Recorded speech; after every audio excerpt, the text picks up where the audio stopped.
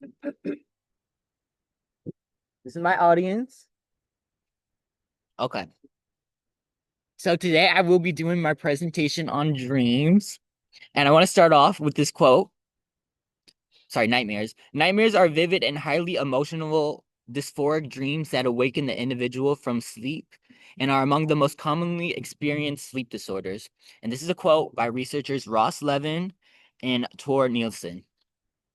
So today I have three reasons or three explanations I want to give you all about nightmares.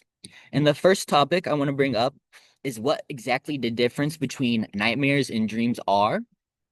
The second topic I'm gonna bring up is what causes nightmares and how they form. And then the third topic I want to bring up is how to prevent nightmares from happening. And this topic is very important because I am someone who majors in psychology, and dreams and nightmares and stuff like that is a common topic. So let me get started. Okay. Nightmares versus dreams. Dreams are defined by emotions that trigger neutrality. So they don't make you feel like a strong amount of discomfort and stuff like that. And nightmares are defined by negative emotions like stress, confusion, anger, and all that. Um, it's also important to note that bad dreams and nightmares are two separate things. Nightmares always wake a person up from when they sleep, and bad dreams do not. So nightmares are classified as more intense. Both dreams and nightmares and bad dreams happen during REM sleep, which stands for rapid eye movement.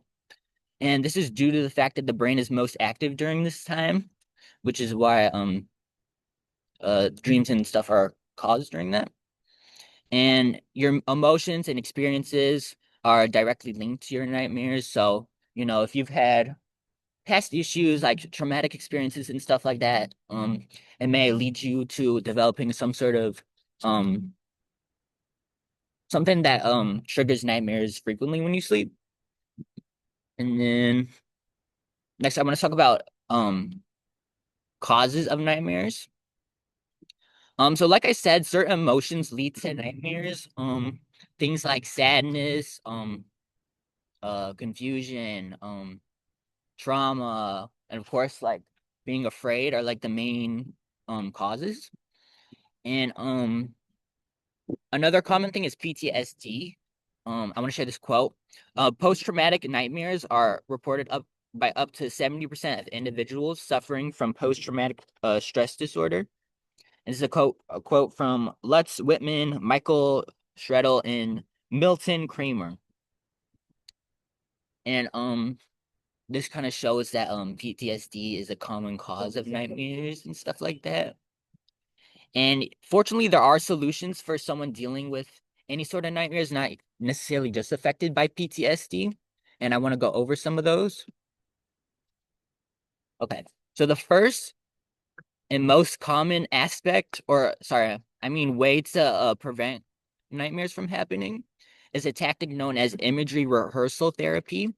And this is for people who deal with like chronic, very intense nightmares that are, affecting how they sleep and live.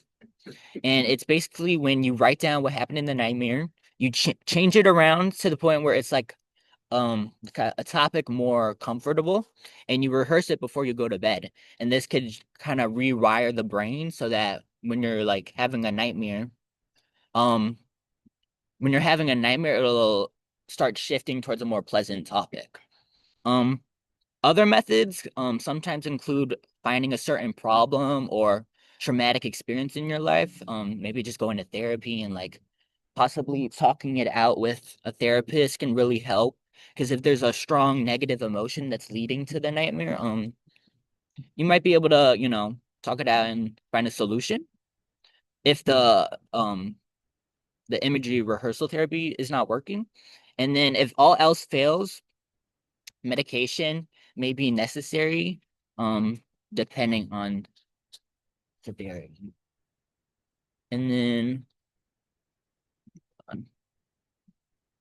I also briefly want to talk about the top, like why people have certain topics when they have a nightmare.